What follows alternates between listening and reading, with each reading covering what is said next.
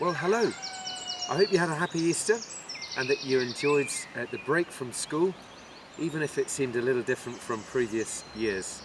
I trust also you've made the most of the beautiful weather that we're currently enjoying. May have seemed a little bit as though there wasn't much of a difference between being at home and being back at school. And if you're in third or sixth year, I guess it's a pretty unsettling time, with the uncertainty surrounding when these exams are ever going to take place. But it's difficult for teachers and parents as well. We're all affected. In my first assembly a few weeks ago, we're thinking about coping with uncertainty.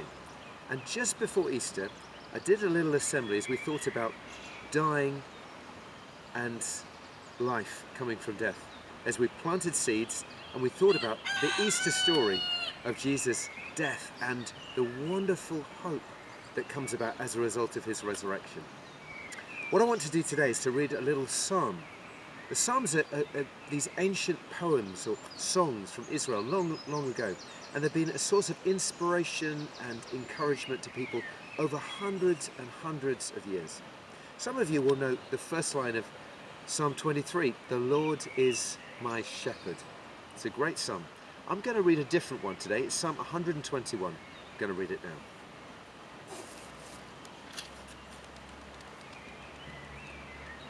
I lift up my eyes to the hills. Where does my help come from? My help comes from the Lord, the maker of heaven and earth. He will not let your foot slip. He who watches over you will not slumber. Indeed, he who watches over Israel will neither slumber nor sleep. The Lord watches over you. The Lord is your shade at your right hand. The sun will not harm you by day, nor the moon by night. The Lord will keep you from all harm. He will watch over your life. The Lord will watch over your coming and going, both now and forevermore. Wonderful words. It may be, though, that as you came back to school, you're full of questions. When am I going to see my friends again? When is this all going to be over? And what about these exams? And, added to that, how can I cope with my annoying little brother or sister, my annoying mum or dad? And what is life going to be like when this is all over? What will the future hold for me? You may have noticed that the psalm also begins with a question. Where does my help come from? We all need to find help beyond ourselves, help to find peace, help to have reassurance for the future. We can help ourselves, of course. I find that regular exercise is very important for me, as is having a daily routine. Incidentally, I wouldn't recommend staying in bed till 11 o'clock every morning. It just doesn't work very well. For me, being outside in the natural world is a real benefit. But I also recognise that I need help beyond myself. Well, the psalm answers that question. Where does my help come from?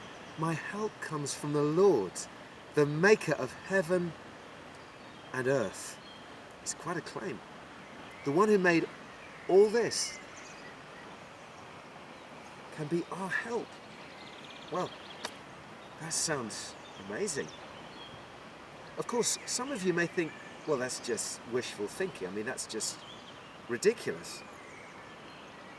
It probably is wishful thinking, and to be honest, it probably is ridiculous unless you know the one that's referred to, the maker of heaven and earth. We're in the Easter season, which means that we continue to think about the enormous victory that Jesus won over death by rising again on the third day. And for Christians, we understand that he's given this victory, the implications of what he's done to his people. He's done it for us. He gives that power, that energy, those resources to us, not because we've earned them or deserved them, but because he loves us. And you know, he wants to do that for every person who trusts in him. It's as though all of those beautiful promises, giving assurance and peace for the future that I read in that psalm, are applied to anyone who puts their trust in the Lord, the maker of heaven and earth.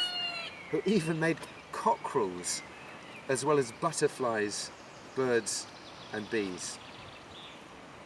I trust that whatever the future holds for all of us, whenever this comes to an end and whatever life looks like afterwards, we'll have a hope beyond ourselves, a hope that comes from the maker of heaven and earth. Shall we pray? Living God, thank you so much on this beautiful day as we reflect on your goodness and mercy and love. Enable us all to find in you a help that comes from way beyond ourselves. Give particular help, we pray, to those who are stressed and anxious at this time. And help, Lord, teachers as well as pupils and parents to know your peace at this difficult time for Jesus' sake. Amen. Thank you so much. God bless.